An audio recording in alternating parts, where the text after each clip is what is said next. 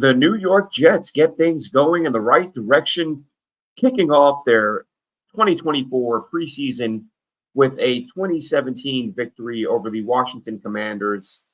Jets win it with a last-second field goal, field goal with under 30 seconds remaining in the game. They win it 2017, not a huge deal, win-lose. You want to win anytime you compete, but really this is about player growth and watching guys develop and position battles playing out. So let's start with the big one, of course, at quarterback, where the Jets, yes, they're set at QB1, QB2. But if they're going to have a third quarterback on the roster this year, it's going to come down, at least at this point, unless a veteran comes in or something like that. I wrote about this before the game that two of the top guys to watch were Andrew Peasley and Adrian Martinez. A couple of quarterbacks, Peasley, undrafted rookie out of Wyoming. Martinez, a guy who played at Nebraska and K-State before playing in the UFL for a little bit and doing a good job there. To me, Martinez is a guy, when I watched him in college, you saw the ability to run, but the turnovers were just too frequent, too common. He wasn't quite one-to-one touchdown to INT ratio, but it wasn't that far off. A lot of interceptions, with the exception of his senior year, where I think he only threw 6 touchdowns, 1 pick as a senior. And then last year in the UFL, I believe it was 15-2, something like that. So, when the Jets signed him, I kind of wondered to myself, has he cleaned that up? Is he doing a better job of protecting the football? Because we know he can run with it. He got plenty of arm strength, but the issue was the turnovers. So anyway, he played well today. Peasley played well today. We saw Martinez.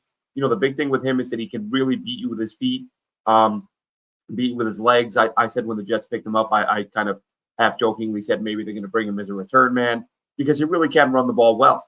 And we saw him pick up a couple of first downs today on 3rd down and long using his legs, but he also connected on some big-time throws. Peasley, of course, as I mentioned, the UDFA out of Wyoming, he hit Jason Brownlee in the left corner of the end zone for a touchdown. Jets' only touchdown pass of the day. And, Peasley was accurate too. His numbers were, they weren't off the charts or anything, but he was 8 for 11. He was 5 for his first 5, then he threw the touchdown to Brownlee. So he was 8 of 11 for 73. Martinez, 6 of 10 for 104. The interesting piece with Martinez is is Brandon Smith. Is he the next David Clowney, or is he the next Robbie Anderson? We don't know. And I'm not saying he's a speed guy like Anderson. I just mean UDFA comes from out of nowhere. Had himself a big day. Like I said, 2 catches for 70 for Smith. He's a guy, again, another UFL guy. And even when the Jets grabbed him, I go look up his numbers in college, his numbers in the UFL, try to find some footage of him, some all-22 footage of him during his time in college. And really the thing that jumped out to me was lack of production at either place. Didn't do much in the UFL, didn't do much at Iowa. But if you know Iowa football, they're not exactly known for throwing the ball down the field and making big plays. So I was hopeful, again, looked at the Iowa numbers and thought, all right, not very productive, but Iowa. Let's see what he did in the UFL. Okay, well, he didn't do much there either. But he certainly made an impression today, diving catch down the right sideline at one point. I think that one went for 35, 40 yards, and then he had another one down the field later, running away from a defender toward the sideline. And Martinez hit him on the move. 2 UFL products. Both Martinez and Smith spent last season in the UFL. So, listen, strong showing for both guys. They protected the football. They moved the ball. Jets' first offense didn't play very long. Tyrod Taylor, what did he have? He had a handful of pass attempts, didn't get the Jets into the end zone. Let me see his exact numbers on the day. Tyrod Taylor threw one for 2. So didn't really throw the ball. But on the ground, Braylon Allen stole the show. 6 carries for 54. And, this is a thread I started the other day on JetNation. And if you're not on the forums on JetNation.com, you're missing out. Most active Jets message board on the web. Make sure you're checking that out. But I started a thread the other day saying, asking fans for their predictions. Where do you see Breece Hall, Braylon Allen? How do you see their carry splitting? Because I get that Breece Hall is an elite back, right? We saw that he was named PFF or whoever said he was the number 2 running back in the NFL behind Christian McCaffrey. I get it. Breece Hall is a stud. But Braylon Allen can play too.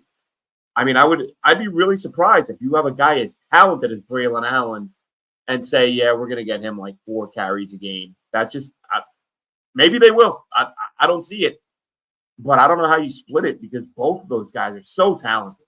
And listen, maybe you don't run Braylon Allen a ton because you're hoping to make the playoffs and make a push in December, and you're going to want that, a fresh set of legs, a power back. I don't know. That's down the road. That's down the road. But for right now, for today, we don't know how those carries are going to be split.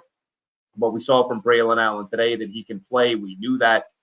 As I said, I first watched him as a freshman at Wisconsin, and right away I was like, this guy's going to be a monster.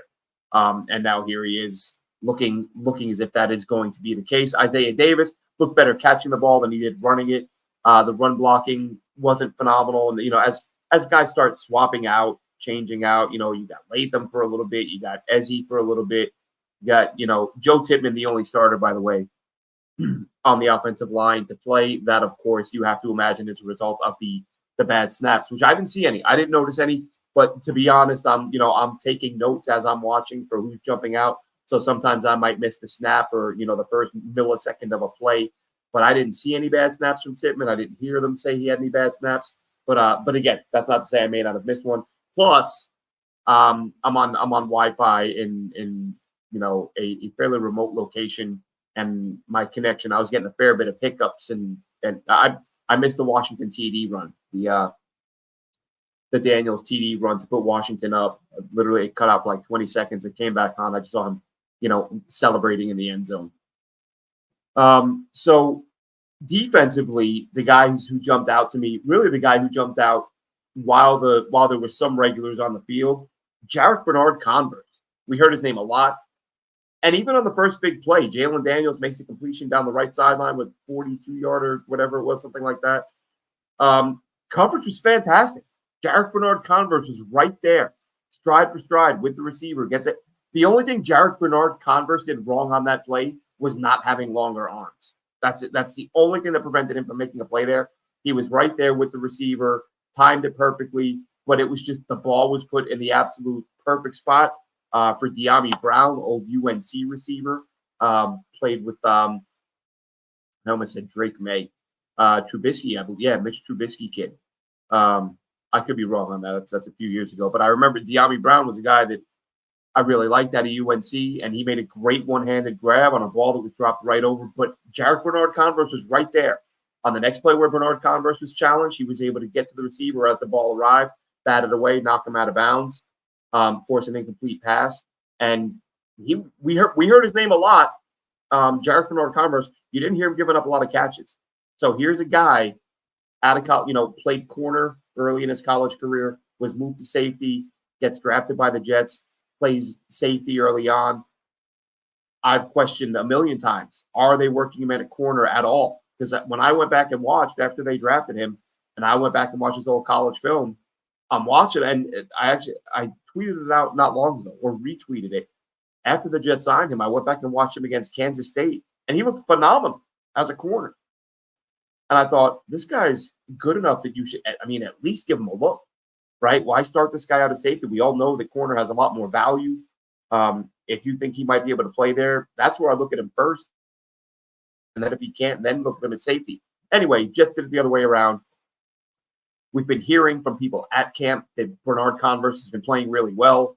Coaches have been talking him up a little bit, which kind of expect. They talk everybody up. But he showed it today. He did a really nice job. Again, even when he was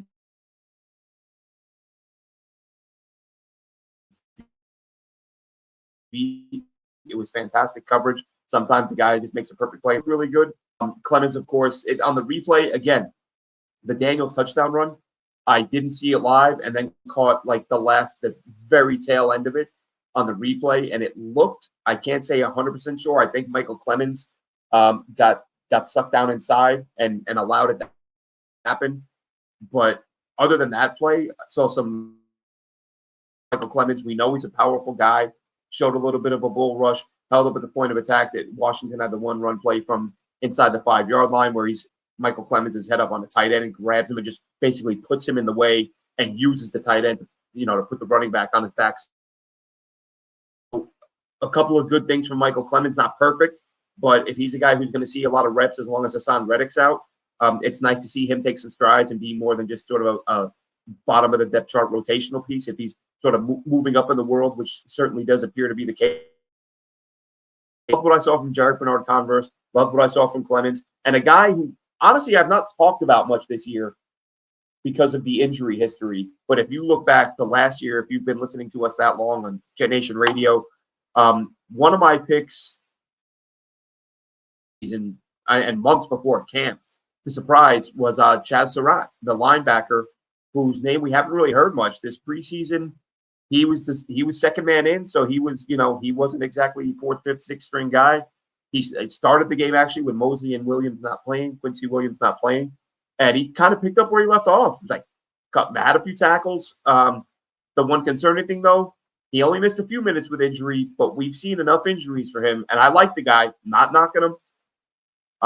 But we've seen enough injuries from him that seeing him come off for a little bit and slow getting up, it's like, man, is this a guy who's a really talented football player who's always going to battle injuries? Because Surratt, to me, as I said, I liked him last year to stick as a backup. I think he can stick again. I know these things change, but, we all saw the clip on, what was it, Hard Knocks or whatever last year.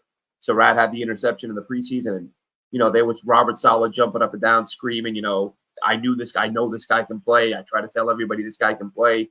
So clearly Saleh loves him. I think if he's healthy, he does have a chance to stick again. But we did see Deion Barnes making some plays. He looked all right. So really some really good all-around effort by the Jets, some really good individual plays. And I think that offensively, defensively, they did some things well. They struggled a little bit, or there were some individual players. Is he a Abanikanda? Like, I feel like the best case scenario for him at this point, and this isn't because I don't like the guy, but I'm looking at him like, is he a guy that he can play well and maybe hope a team calls up and trades for him? Because unless they carry four backs, which is remotely possible, there is a possibility that can happen. But is he somebody that the Jets can showcase and somebody try to call up and make a deal? And speaking of which, on that, I think that, and this is something that I'd wondered about, but I want to check the distance on the field goal. I think the game-winning field goal was a 37-yarder, and that was from Austin Siebert. So Siebert, and I tweeted this out right after the kick. I thought, this guy trade bait. You don't need another kicker. You're not carrying him in during the season. I mean, he could be practice squad, but kickers do have value. Is he a guy you brought in, you hang on to him if another team loses their kicker to an injury or whatever? Is he a guy that you move? Because if you put him on your practice squad, someone's probably going to poach him anyway. So the fact that you're putting him in games, knowing that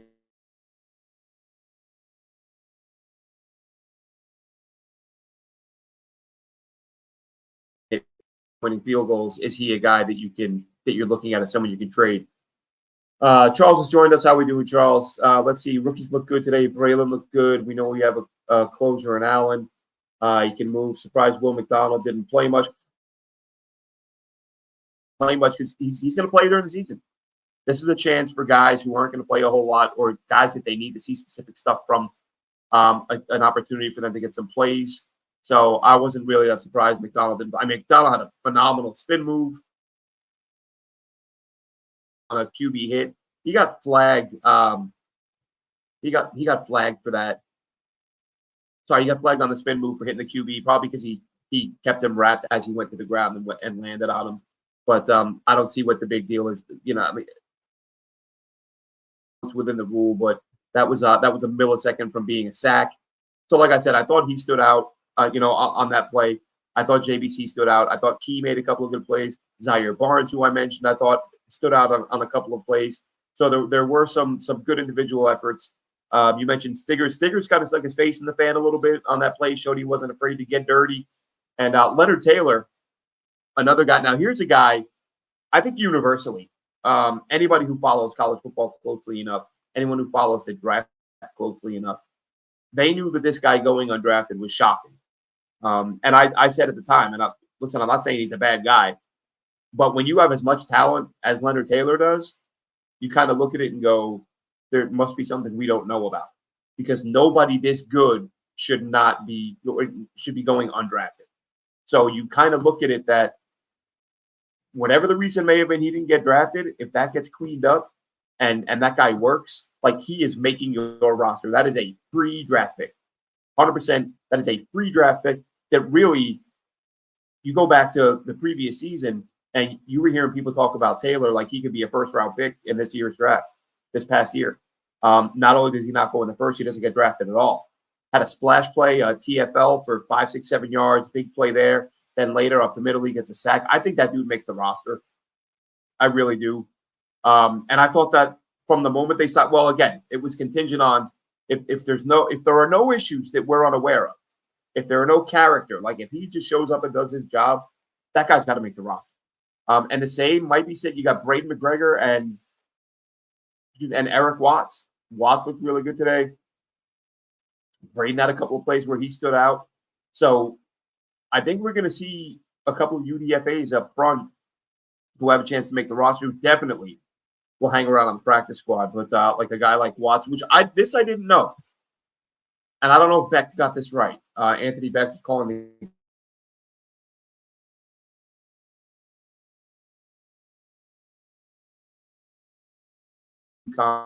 But Beck claimed that Watts got the largest signing bonus of any UDFA in the entire NFL.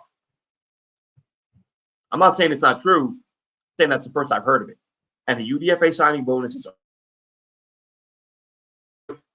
Years ago, I started tracking UDFA signing bonuses, thinking that would kind of give me an inside track or a good idea as to who the team really liked.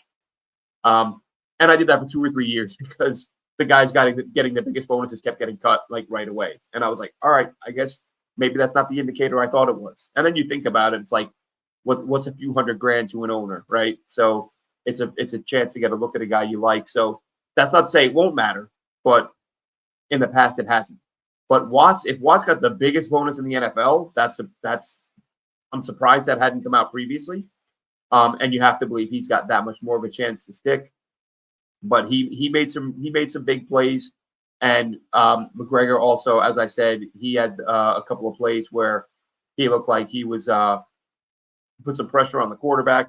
How we do in Wild Wave? I hope you, Charles, I hope you guys had an opportunity to watch the game and enjoyed it.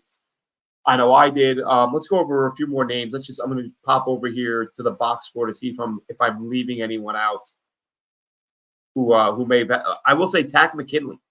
And it could be because it was against the backups, and it was on the second to last play of the game. I think his get off was like, oh, I didn't, still getting used to the numbers and who's what number at this point.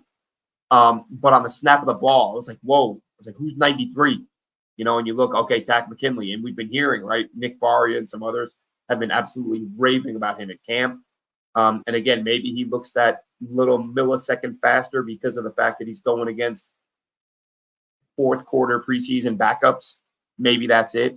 But man, I thought he looked really, really fast. Really, really quick on that first step. So, like I said, I'm going to take a look here and make sure I'm not leaving out anyone I wanted to mention. Looks like Jalen Key. We'll look at defense first. Just go through the box score. Like I said, jog my memory in case I'm forgetting anybody. Key led them in tackles with 6. Stiggers, like I said, stuck his face in the fan a little bit. That was good to see. Chad Surratt, he actually had 7 combined tackles, so he would have been. They don't have him listed on the top, but he had 7. Bruce Hector had a couple of really nice reps. Leonard Taylor, we've talked about. Zaire Barnes, the guy I mentioned a few minutes ago. Let's see who else. Eric Watts, we've talked about. Braden McGregor, we've talked about. McKinley, I mentioned. Clemens, I mentioned. And let's see. Yeah, those are pretty much the guys on the defensive side that I want to talk about. Then I'm going to scroll through here, make sure I didn't miss anybody on offense. We talked about all the quarterbacks. Xavier Valade didn't really show a whole lot. 8 carries, 11 yards. Izzy 6 for 17. Izzy got in the end zone, though, late in the game. So that was good to see. Like I said, I think at this point they may just want to move. Tyler Harrell had the 1 catch for 19. He's the guy that I was hoping would see some more targets. We've talked about him. I talked about him before the draft, one of the fastest players in the country. Went undrafted, and again, similar to Taylor, right? Like, why did Harrell play for 3 different schools in college? Like, that's a red flag to a lot of teams, and then go undrafted, and wasn't very productive in college. He had 1 season in college where he got some targets, and all he did was average 29 yards per reception on 17 or 18 catches, which is just bonkers. But then the following year did pretty much nothing. Lance McCutcheon, probably the guy who hurt himself the most in this game. 2 catchable balls, dropped both of them. And with this wide receiver room, there's so many good receivers on this team. Jason Brownlee, we've talked about him, and I tweeted this during the game. Myself, Chris Schubert, Dylan Terraman, we've talked about the possibility. And I guess there are some people who view Brownlee as a bubble guy, like he might not make it. I don't see it that way. And again, I've said it before, I'm biased because I love Brownlee pre-draft. Talked him up as a guy that I thought the Jets should look at. So, of course, you always want those guys kind of pull a little harder for those dudes that calling your shot, I guess, is a way of putting it. But Brownlee, to me, we've discussed him as a guy that if Mike Williams isn't 100% by week 1, I can see Brownlee getting some reps from Allen Lazard. Chris Schubert said on a show he's already got it penciled in. He thinks it's a certainty that Brownlee is going to get some of Lazard's reps. So some people feel like Brownlee might not make it. Some people feel like he's on the bubble. I don't feel that way. I think Brownlee makes the roster. Maybe I'm wrong. We'll see. But I would be shocked if he didn't make the roster. George says, this is our year. Rodgers will dominate the division. Well, he's good enough to. That's the thing. And the team around him is good enough to. That's the craziest part of this is the number of weapons. Again, I mentioned Braylon Allen. You pair him with Reese and split their carries, I don't know, 60-40, 70-30. Like, you're going to have a fresh Braylon Allen. Imagine Braylon Allen being the guy that you turn to, especially late in the game, in the fourth quarter when you have a lead and the defense is tired and Braylon Allen hasn't carried the ball all day. And then you just give him 7, 8, 9 carries in the fourth quarter and let him, run over people. Let's see. Charles says he agrees that Izzy is trade bait. I think that could be the case. If they can't come to terms with DJ Reed, I think the thing with DJ Reed is with Stiggers being on board, I think he's Reed's replacement as long as he keeps doing what he's done so far. Like as we mentioned, Eric Watts looking strong. The young QBs did look good. That was very encouraging. So a lot of good to take away from this game. Again, it's only preseason. I get it. But, for example, the Brownlee touchdown, that was against Emmanuel Forbes, who, granted, he spent all day getting cooked by Garrett Wilson the other day in the joint practice. But that's still another team starting corner. And Jason Brownlee was able to beat him for a touchdown. So we did see some big plays down the field. We saw the young quarterbacks make some good decisions. All in all, I don't feel like you could have asked for more. Again, to me, Taylor and Watts stepping up was huge. Seeing Zaire Barnes, as I've mentioned a couple times, going and making some plays. It was fun. It was exciting for me. I wish Zach Kuntz would have got involved. Oh, before I sign off here, Malachi Corley. How about that catch? Went through Zach Kuntz's hands. Well, I guess Kuntz caught it. They didn't get a chance to say whether or not it would have been a catch. As he's falling to the ground, the ball comes out. And Malachi Corley swoops in and just almost like Edelman in the Super Bowl that time. I mean, the Edelman catch was better. But and some might argue a slightly more important one than a week 1 preseason catch. But still, Malachi Corley, heads up, came in there, got his fingers under the ball, made the catch, picked up the first down. So we saw some good things from Malachi Corley. A lot of the rookie. Carter Warren, by the way, got the game. I do this every year. Every damn year, I can't remember if they make the preseason all 22 available. I hope it is because I want to see the O-line some more.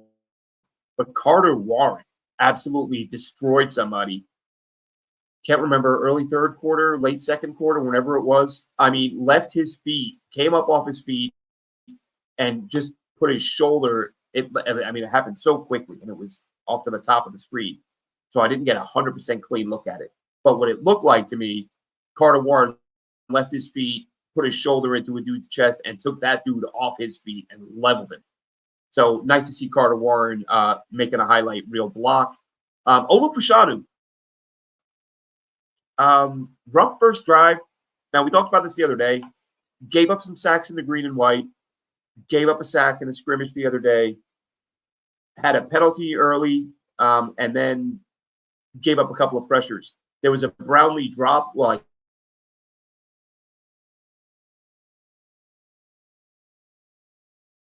these hands. But on that play, I feel like Tyrod Taylor was really rushed because the guy coming off the right edge got right around Fashanu, like quick, second and a half, beat Fashanu, hurry the Taylor throw, pass, and then a flag. And then on the following play, I think Fashanu got beat again. It just wasn't as glaring because Tyrod Taylor was rolling out to his right anyway, but it looked like he got beat quick. Again, a lot of this, you're trying to watch everybody at the same time, which is a focus on Fashanu. The first drive or two, he really had a bit of a rough time, but didn't notice him after that. So looks like he settled down. We'll see. Hopefully there is all 22. Every year I forget. I don't know how I forget every year, but I will know, I guess, in the next few if preseason is available. And I'll give it a watch. Dylan, Chris, we'll all take a look and we'll come share our thoughts. So thanks for checking us out. Jets, nice win. 2017, perhaps some trade bait with the kicker, a TD for Izzy, TD for Brownlee. The quarterbacks look good, and we saw some plays on the defensive side of the ball from the young kids. That'll wrap this one up. Have a good one, Jets fans.